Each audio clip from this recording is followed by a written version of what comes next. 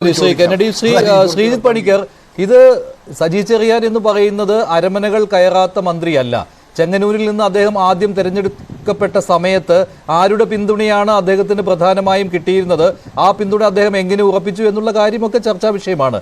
പക്ഷേ ഇപ്പോഴത്തെ കോൺടെസ്റ്റ് എന്ന് പറയുന്നത് BJP-യോട് ക്രൈസ്തവ സഭാ നേതൃത്വം അടുക്കുന്നു എന്ന രീതിയിലുള്ള പ്രചാരണങ്ങൾ, അതിൻ്റെ മുനയൊടിക്കുന്നതിന് വേണ്ടി ഒരു മന്ത്രി നടത്തുന്ന ഇടപെടൽ, അങ്ങനെ കാണാൻ കഴിയുമോ? അതോ അപഹസിച്ച് ഈ നീക്കത്തെ ഇല്ലാതാക്കുവാനുള്ള ശ്രമം നടത്തുന്നു, അങ്ങനെയാണോ കരുതേണ്ടത്? ഇവിടെ ഈ ക്രൈസ്തവ സമൂഹത്തിന്റെ വോട്ടുകൾ ഗുണം ചെയ്തു രണ്ടാം പിണറായി സർക്കാർ അധികാരത്തിലെത്തുവാൻ എന്ന് ശ്രീ കെന്നഡി കരിമ്പുകാല ഇവിടെ പറയുകയുണ്ടായി. പക്ഷേ ആ ഒരു രീതിക്ക് ഇപ്പോൾ മാറ്റം വന്നിരിക്കുന്നു എന്ന തിരിച്ചറിവ് കൂടി CPM-നുണ്ടല്ലോ. അന്ന് കിട്ടിയിരുന്ന വോട്ടുകൾ, ക്രൈസ്തവ വോട്ടുകൾ കിട്ടുവാനുള്ള സാധ്യത കുറവാണ് എന്നുള്ള തിരിച്ചറിവ് കൂടി ഉണ്ടായിട്ട് UDF-ലേക്ക് ആ വോട്ടുകൾ പോകാതിരിക്കുന്നതിന് വേണ്ടിയുള്ള ഒരു തന്ത്രപരമായ ഇടപെടൽ, അത് BJP-യിലേക്ക് പോയാലും കുഴപ്പമില്ല, അത് ഭിന്നിച്ചോട്ടെ അവിടെ ക്രൈസ്തവ വോട്ടുകൾ, അങ്ങനെയുള്ള തന്ത്രങ്ങൾ പോലും പയറ്റാം. അതുകൂടി ഉണ്ടാകുമോ സജി ചെറിയാന്റെ ഈ പ്രസ്താവനയിൽ? ഒന്നും അറിയാതെ അദ്ദേഹം ഇങ്ങനെ ഒരു പ്രസ്താവന നടത്തില്ലല്ലോ. ശ്രീ മഞ്ജുഷ്, താങ്കൾ പറഞ്ഞതുപോലെ ആള് സജി ചെറിയാൻ ആയതുകൊണ്ട് ഈ രണ്ട് പോസിബിലിറ്റിയും ഓപ്പൺ ആണ് എന്നാണ് എന്റെ അഭിപ്രായം. ഇത് രണ്ട് രീതിയിലുമാകാം. കാരണം നേരത്തെ തന്നെ തന്റെ വായിൽ കിടക്കുന്ന നാക്ക് അനാവശ്യമായ രീതിയിൽ ഉപയോഗിച്ചു കഴിഞ്ഞാൽ എന്തൊക്കെ ഭവിഷ്യത്താണ് ഉണ്ടാവുക എന്നതിനെപ്പറ്റി കൃത്യമായി അനുഭവിച്ച് പരിജ്ഞാനം നേടിയിരിക്കുന്ന ആളാണ് ശ്രീ സജി ചെറിയാൻ. അപ്പോൾ അതിനുശേഷമുള്ള അദ്ദേഹത്തിന്റെ സമ്മേളനങ്ങൾ, അത് എത്ര വലിയ സമ്മേളനമാണെങ്കിലും എത്ര ചെറിയ സമ്മേളനമാണെങ്കിലും അവിടെ അളന്ന് തൂക്കി കുറിച്ചൊക്കെ മാത്രമേ സംസാരിക്കാൻ കഴിയുകയുള്ളൂ എന്നുള്ളത് പ്രായോഗികമായി തന്നെ മനസ്സിലാക്കിയ ഒരാളാണ് ശ്രീ സജി ചെറിയാൻ. അപ്പോൾ അങ്ങനെയുള്ള ഒരാൾ വീണ്ടും സംസാരിക്കുന്ന സമയത്ത് അത് നിശ്ചയിച്ചുറപ്പിച്ച കാര്യമല്ലേ സംസാരിച്ചിരിക്കുന്നത് എന്ന് സ്വാഭാവികമായിട്ടും നമുക്ക് സംശയിക്കാവുന്നതാണ്. പക്ഷെ ഇവിടെ നമ്മളൊരു കാര്യം ആലോചിച്ച് നോക്കേണ്ടത്, അദ്ദേഹത്തിന്റെ സംസാരിച്ചിരിക്കുന്നതിന്റെ കോണ്ടെക്സ്റ്റ് മാത്രം നമ്മളൊന്ന് പരിശോധിച്ചാൽ, രാഷ്ട്രീയ നേതാക്കൾ നമ്മുടെ നാട്ടിലെ മതമേലധ്യക്ഷന്മാരെ കാണുന്നതോ എന്തെങ്കിലും ഒരു ചടങ്ങിലേക്ക് അവരെ ക്ഷണിക്കുന്നതോ ഒന്നും തന്നെ പുതുമയുള്ള ഒരു കാര്യമല്ല. അതൊക്കെ ഓരോരോ രാഷ്ട്രീയ പാർട്ടികളുടെ തീരുമാനങ്ങളാണ്. അപ്പൊ അതിൽ എന്തെങ്കിലും പ്രത്യേകിച്ച് ഒരു കണ്ണുകടി ആർക്കെങ്കിലും തോന്നിയിട്ട് കാര്യമുണ്ടോ എന്ന് എനിക്ക് തോന്നുന്നില്ല. തന്നെയുമല്ല, മണിപ്പൂർ വിഷയം ഇത്തരത്തിലുള്ള ഒരു ചടങ്ങിലേക്ക് പങ്കെടുക്കുന്ന സമയത്ത് അത് ഉന്നയിക്കുകയാണ് പ്രധാനം എന്ന് പറയുമ്പോൾ നമ്മൾ ആലോചിക്കുന്നത് എന്തായിരിക്കും? പ്രധാനമന്ത്രിയെ സംബന്ധിച്ചിടത്തോളം അല്ലെങ്കിൽ അദ്ദേഹത്തിന്റെ പാർട്ടിയെ സംബന്ധിച്ചിടത്തോളം മണിപ്പൂർ വിഷയം അവിടെ കത്തി നിൽക്കുന്ന സമയത്ത് ആൾക്കാരെ ഒന്ന് പാസിഫൈ ചെയ്യുന്നതിന്റെ ഭാഗമായിട്ട് ഒരു സ്നേഹവിരുന്നിന് അവരെ ക്ഷണിച്ചു എന്ന രീതിയിലത്തേക്കാണ് അതിനെ വ്യാഖ്യാനിക്കാനായിട്ട് പരോക്ഷമായിട്ട് ശ്രമിക്കുന്നത്. എന്നാൽ കേന്ദ്ര സർക്കാർ ആയിക്കോട്ടെ, BJP ആയിക്കോട്ടെ, പ്രധാനമന്ത്രി ആയിക്കോട്ടെ, നടാടെയല്ല ഇങ്ങനെ ക്രിസ്തീയ മതമേലധ്യക്ഷന്മാരെ ക്ഷണിക്കുന്നത്. നമുക്കറിയാമല്ലോ, ക്രിസ്ത്യാനികളെ സംബന്ധിച്ചിടത്തോളം ഏറ്റവും പ്രധാനമായിട്ട് ലോകമൊട്ടാകെ അവർ ആഘോഷിക്കുന്ന രണ്ട് ഉത്സവങ്ങളാണ് അല്ലെങ്കിൽ രണ്ട് ചടങ്ങുകളാണ് അവർക്കുള്ളത്. അതിലൊന്ന് ഈസ്റ്ററും മറ്റൊന്ന് ക്രിസ്മസുമാണ്. ഈ വർഷം ആദ്യം തന്നെ, അല്ലെങ്കിൽ കഴിഞ്ഞ വർഷം 2023 ഏപ്രിലിൽ പ്രധാനമന്ത്രി തന്നെ ഒരു ചർച്ച് സന്ദർശിക്കുന്ന ഒരു സാഹചര്യം നമ്മൾ കണ്ടതാണ്. അതോടൊപ്പം തന്നെ കേരളത്തിലടക്കമുള്ള BJP നേതാക്കൾ ഇതേപോലെ തന്നെ ക്രിസ്തീയ മതമേലധ്യക്ഷന്മാരുമായി കൂടിക്കാഴ്ചകളൊക്കെ നടത്തുന്നുണ്ടായിരുന്നു. അപ്പോൾ ആ സമയത്ത് മണിപ്പൂർ വിഷയം ഇല്ലാതിരുന്ന സമയത്ത് പോലും അതിനെ എതിർത്തുകൊണ്ട് പീപ്പിൾസ് ഡെമോക്രസി പോലെയുള്ള അവരുടെ മുഖ പ്രസിദ്ധീകരണങ്ങളിലൊക്കെ തന്നെ ലേഖനം എഴുതിയിരുന്ന പാർട്ടിയാണ് CPM എന്നുള്ളത് ആലോചിച്ച് നോക്കുക.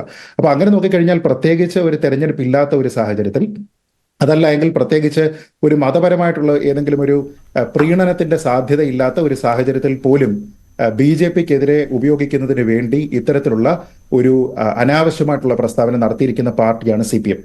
അപ്പൊ അങ്ങനെ നോക്കിക്കഴിഞ്ഞാൽ സജി ചെറിയാൻ ഒരു ഇന്റന്റോട് കൂടി പറഞ്ഞിരിക്കുന്നതാണോ അല്ലയോ എന്ന് ചോദിച്ചു കഴിഞ്ഞാൽ രണ്ടാമത്തെ ഓപ്ഷനാണ് കൂടുതൽ വെയിറ്റ് വരുന്നത്. കാരണം യാതൊരു വിധത്തിലുള്ള സാഹചര്യവും ഇല്ലാതെ പോലും, തെരഞ്ഞെടുപ്പിന്റെ സാഹചര്യം ഇല്ലാതെ പോലും ഇരിക്കുന്ന സമയത്ത് മതമേലധ്യക്ഷന്മാരെ പ്രധാനമന്ത്രി ഉൾപ്പെടെയുള്ള നേതാക്കന്മാർ കാണുമ്പോൾ അതിനെതിരെ വളരെ വലിയ രീതിയിലുള്ള വിമർശനം പാർട്ടിയുടെ പ്രസിദ്ധീകരണങ്ങളിൽ തന്നെ ഇറക്കിയിരിക്കുന്ന ആളാണ് ഇവർ.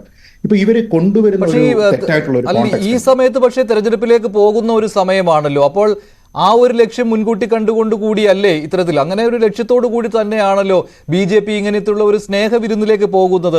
പ്രധാനമന്ത്രി നടത്തിയ സ്നേഹവിരുന്ന് മാത്രമല്ല, BJP-യുടെ നേതാക്കൾ അരമനകൾ കയറുന്നു, ഇതെല്ലാം വരുന്നത് ഒരു രാഷ്ട്രീയ ലക്ഷ്യം മുൻകൂട്ടി കണ്ടുകൊണ്ടാണല്ലോ. ന്യൂനപക്ഷ വോട്ടുകൾ കൂടി വേണം BJP-ക്ക് ഒരു സീറ്റെങ്കിലും പിടിക്കുവാൻ എന്നുള്ള രീതിയിലുള്ള ഇലക്ട്രൽ പൊളിറ്റിക്സിലേക്ക് തന്നെയാണല്ലോ പോകുന്നത്. അപ്പോൾ അത് BJP കരുതിക്കൂട്ടി ചെയ്യുമ്പോൾ അതിനെ മറുവശത്ത് എതിർക്കുന്നതിന് വേണ്ടി CPM ഈ ആയുധം ഇറക്കുന്നു, അങ്ങനെയല്ലേ കാണേണ്ടത്? അപ്പോൾ സജിയുടെ പ്രസ്താവന അപ്പോൾ ആലോചിച്ച് ഉള്ളത് തന്നെയല്ലേ? അല്ല, ആ രീതിയിലും അതിനെ കരുതാം. അതുകൊണ്ടാണ് ഞാൻ പറഞ്ഞത്, പ്രത്യേകിച്ച് ഒരു കോണ്ടെക്സ്റ്റ് ഇല്ലാതിരുന്ന സമയത്ത് പോലും, ഉദാഹരണത്തിന് ഇപ്പോൾ നമ്മുടെ നോർത്ത് ഈസ്റ്റേൺ സംസ്ഥാനങ്ങളിലെ തെരഞ്ഞെടുപ്പിനൊക്കെ വളരെ മുമ്പ് പറഞ്ഞിരുന്ന പ്രധാനമന്ത്രിയുടെ ആ ഒരു ഇടപെടൽ ഉണ്ടായിരിക്കുന്നത്.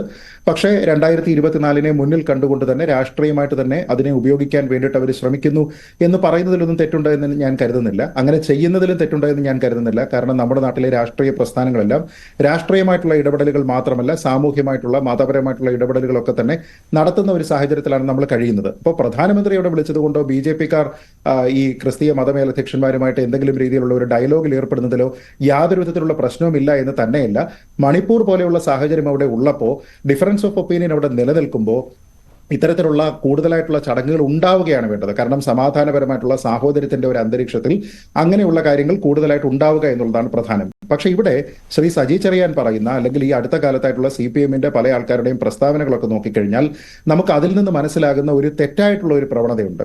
ഇപ്പോൾ പ്രധാനമന്ത്രിയുടെ ഒരു വിരുന്നിൽ പങ്കെടുക്കുന്നതിനോ അല്ലെങ്കിൽ അയോധ്യയിലെ രാമക്ഷേത്രത്തിന്റെ പ്രാണപ്രതിഷ്ഠാ ചടങ്ങിൽ പങ്കെടുക്കുന്നതിനോ മറ്റുള്ള ആൾക്കാർക്ക് ഈ CPM-കാരുടെ എന്തോ അനുവാദം വേണമെന്ന രീതിയിലത്തേക്കൊക്കെ ഇവരിങ്ങനെ അഭിപ്രായം പറഞ്ഞു വരികയാണ്.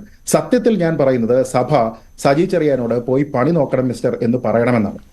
പക്ഷേ സാംസ്കാരിക വകുപ്പ് മന്ത്രിയുടെ സംസ്കാരമല്ല സഭയിലുള്ള ആൾക്കാർക്ക്, ബിഷപ്പുമാർക്ക് എന്നുള്ളത് കൊണ്ട് തന്നെ അവർക്ക് ആ നിലവാരത്തിലേക്ക് ഇറങ്ങി ചെല്ലുന്നതിന് പ്രായോഗികമായിട്ടുള്ള ബുദ്ധിമുട്ടുകളുണ്ട്. ഇപ്പൊ ഇവിടെ സജി ചെറിയാന്റെ ഭാഷാ പ്രയോഗം നോക്കൂ. ബിഷപ്പുമാർക്ക് രോമാഞ്ചമുണ്ടായി എന്നാണ് പറയുന്നത്. അപ്പൊ ഈ രോമാഞ്ചം ഉണ്ടാവുക എന്ന് പറയുന്ന പദം ബിഷപ്പുമാരെ സംബന്ധിച്ചിടത്തോളം അത് ഉപയോഗിക്കേണ്ടതാണോ എന്നുള്ളത് അദ്ദേഹം തന്നെ ആലോചിക്കേണ്ടതാണ്. രണ്ട്, വൈനിന് പറയുന്നത് മുന്തിരി വാറ്റിയത് എന്നാണ്. അപ്പൊ അങ്ങനെയാണെങ്കിൽ ഇടതുപക്ഷക്കാരുടെ ആസ്ഥാന പാനീയമുണ്ട്, അത് കട്ടൻ ചായയാണ്, അതിന് തേയില വാറ്റിയത് എന്ന് വേണമെങ്കിൽ പറയാം. അപ്പൊ ഞാൻ ചോദിക്കുന്നത്, ഇത് പുന്നപ്രയിൽ വെച്ച് ഇത് സംസാരിക്കുമ്പോൾ അല്ലെങ്കിൽ ആലപ്പുഴ ജില്ലയിൽ വെച്ച് ഇത് സംസാരിക്കുമ്പോൾ ആ ചടങ്ങിലേക്ക് ശ്രീ G. സുധാകരനെ ക്ഷണിക്കാതിരുന്നത് തേയില വാറ്റിയതും അല്ലെങ്കിൽ പരിപ്പുവട കൊണ്ടുള്ള കേക്കും ഒക്കെ കഴിക്കുമ്പോൾ ഉള്ള രോമാഞ്ചം കുറവായതുകൊണ്ടൊന്നും അല്ലല്ലോ. അപ്പൊ ഇവിടെ ആഭ്യന്തരമായിട്ടുള്ള പ്രശ്നങ്ങളും അവിടെ ഉണ്ട്. അതിനെ ഒരുപക്ഷെ ആൾക്കാർ ചോദ്യം ചെയ്യുന്നതിനേക്കാൾ കൂടുതൽ മറ്റൊരു വിഷയത്തിനെ പർവ്വതീകരിച്ച് കാണിക്കുക തുടങ്ങിയ കാര്യങ്ങളുണ്ട്. ഇനി വളരെ പ്രധാനപ്പെട്ട ഒരു കാര്യം കൂടിയുണ്ട്. ഇപ്പോൾ നമ്മൾ ഈ പ്രധാനമന്ത്രിയുടെ ചടങ്ങ് നടക്കുന്നു, അതിൽ പങ്കെടുക്കാൻ വേണ്ടിയിട്ട് ക്ഷണം കിട്ടുന്ന സമയത്ത് ബിഷപ്പുമാർ മണിപ്പൂർ വിഷയമാണ് അവിടെ ഉന്നയിക്കേണ്ടത് എങ്കിൽ നമ്മുടെ നാട്ടിലെ മുഖ്യമന്ത്രി ഇതേപോലെ തന്നെ വിരുന്നുകൾ നടത്താറുണ്ട്. പലപ്പോഴും ഇങ്ങനെയുള്ള വിവിധ മതങ്ങളിലുള്ള ആൾക്കാരെയൊക്കെ തന്നെ ക്ഷണിക്കാറുണ്ട്. അപ്പൊ അങ്ങനെ ബിഷപ്പുമാർക്ക് ഒരു ഇൻവൈറ്റ് കിട്ടുന്ന സമയത്ത് എന്തൊക്കെ ചോദിക്കാം? ഇപ്പൊ സുപ്രീം കോടതി പറഞ്ഞതിന് ശേഷവും സഭാതർക്കം പരിഹരിക്കാനായിട്ട് നേരിട്ട് ഇടപെടണം എന്ന് പറഞ്ഞ് ഡയറക്റ്റീവ് ഓർഡർ ഉണ്ടായതിനു ശേഷവും അതിന് ശ്രമിക്കാഞ്ഞത് എന്താണ് ചേട്ടാ എന്ന് വേണമെങ്കിൽ ബിഷപ്പുമാർക്ക് ചോദിക്കാമല്ലോ. അത് മാത്രമല്ല, ഈ സഭാപ്രതിനിധികൾ പങ്കെടുക്കുകയും ചെയ്തിട്ടുണ്ട്. ശ്രീജിത്ത് പണിക്കർ, നവകേരള സദസ്സിലെ പൗരപ്രമുഖരുടെ യോഗത്തിൽ സഭാപ്രതിനിധികൾ പങ്കെടുത്തിട്ടുമുണ്ട്. ഇന്ന് സഭ വ്യക്തമാക്കുകയും ചെയ്തിട്ടുണ്ട്, പ്രധാനമന്ത്രി വിളിക്കുന്ന യോഗങ്ങളിൽ മാത്രമല്ല, അല്ലെങ്കിൽ വിരുന്നിൽ മാത്രമല്ല ഞങ്ങൾ പങ്കെടുക്കുന്നത്, മുഖ്യമന്ത്രി വിളിക്കുന്ന വിരുന്നുകളിലും ഞങ്ങൾ പങ്കെടുക്കുന്നുണ്ടല്ലോ എന്ന്. അപ്പോൾ ഇതൊന്നും അറിയാൻ വയ്യാഞ്ഞിട്ടല്ല സജി ചെറിയാന്റെ ഈ പ്രസ്താവന. സജി ചെറിയാൻ ഈ സമീപകാലത്ത് നടത്തിയ മറ്റൊരു പ്രസ്താവനയാണല്ലോ ഇപ്പോൾ മറിയക്കുട്ടിയെ കുറിച്ച് പറഞ്ഞത് കാര്യം.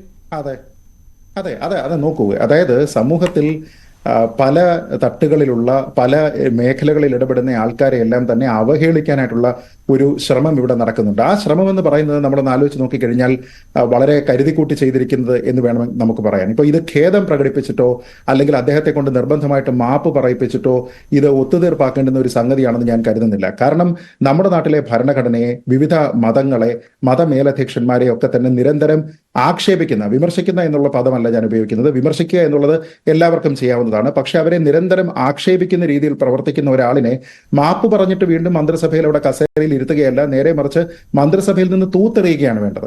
അങ്ങനെ ചെയ്യാനായിട്ട് ഇടതുപക്ഷവും മുഖ്യമന്ത്രിയും തയ്യാറാകുന്നുണ്ടോ എന്നുള്ളതാണ് പ്രശ്നം. പക്ഷേ ഈ സജി ചെറിയാൻ ഈ പ്രസ്താവന നടത്തിയതിനു ശേഷം മുഖ്യമന്ത്രി ഇതേ കാര്യത്തിൽ തന്നെ, ഈ സ്നേഹവിരുന്നിന്റെ കാര്യത്തെക്കുറിച്ച് ഇന്ന് അഭിപ്രായ പ്രകടനം നടത്തുകയുണ്ടായി. അതിൽ അദ്ദേഹം പറഞ്ഞത് ഇങ്ങനത്തെ വിരുന്നുകളിൽ പങ്കെടുക്കുന്നതിന് മുൻപ് ആലോചിക്കണം എന്നാണ്. അത് മണിപ്പൂർ വിഷയം പരാമർശിച്ചുകൊണ്ട് തന്നെയാണ്. അതുകൊണ്ട് അവിടെ ഒരു തിരുത്തലൊന്നും ഉണ്ടാവുകയില്ല എന്ന കാര്യത്തിൽ സംശയം വേണ്ട. പിന്നെ ഈ രോമാഞ്ച പ്രയോഗത്തിൽ എന്തെങ്കിലും മാറ്റം വരുത്തിയാൽ അത്രയുമായി, അതേ ഉള്ളൂ. അല്ല, ഞാനൊരു ചോദ്യം ചോദിക്കട്ടെ മഞ്ജുഷ്, എങ്ങനെയാണ് മുഖ്യമന്ത്രി തിരുത്തുന്നത്? ഇപ്പൊ ബിഷപ്പുമാരെ എല്ലാവരെയും കൂടി ചേർന്നിട്ട് അവർക്ക് രോമാഞ്ചം ഉണ്ടാകുന്നു എന്ന് പറയുന്ന ഒരു പ്രസ്താവനയെ മുഖ്യമന്ത്രി ഇടപെട്ട് തിരുത്തുകയാണ് അല്ലെങ്കിൽ അദ്ദേഹത്തെ ശാസിക്കുകയാണ് എന്ന് നമുക്ക് എങ്ങനെ പ്രതീക്ഷിക്കാൻ കഴിയും? ഒരു ബിഷപ്പിനെ നികൃഷ്ടജീവി എന്ന് വിളിച്ച ഒരാളിന് മറ്റൊരാളിനെ ഇതേപോലെ തന്നെ ബിഷപ്പുമാരെ അവഹേളിച്ചതിനെ വിമർശിക്കുന്നതിന് വേണ്ടിയിട്ട് എന്ത് ധാർമ്മിക അവകാശമാണ് അവശേഷിക്കുന്നത്? അപ്പൊ അങ്ങനെ എന്തെങ്കിലും രീതിയിലുള്ള ഒരു കാര്യമുണ്ട് എന്ന് എനിക്ക് തോന്നുന്നില്ല.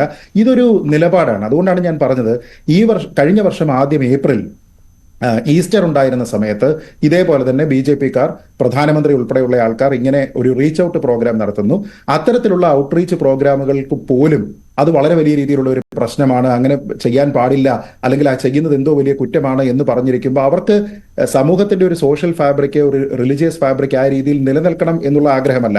അങ്ങനെ നോക്കിക്കഴിഞ്ഞാൽ മെജോറിറ്റി വരുന്ന ഒരു കമ്മ്യൂണിറ്റി ഉള്ള ഒരു പാർട്ടി, ഹിന്ദുത്വ എന്ന് പറയുന്ന ആശയം പ്രകടമായിട്ടുള്ള ഒരു പാർട്ടി, ന്യൂനപക്ഷങ്ങളിലേക്ക് ഒരു ഔട്ട്റീച്ച് പ്രോഗ്രാം അവർ നടത്തുകയല്ലേ വേണ്ടത്, അതിനെ പ്രോത്സാഹിപ്പിക്കുകയല്ലേ വേണ്ടത്. അതിന് വൈകിട്ടുണ്ടെങ്കിൽ, പ്രധാനമന്ത്രി അധികാരത്തിൽ വന്നിട്ട് 9 വർഷത്തിന് ശേഷമാണ് അത് ആരംഭിക്കുന്നത് എങ്കിൽ അതിനെ വിമർശിക്കാം, അത് രാഷ്ട്രീയമായിട്ടുള്ള വിമർശനമാണ്.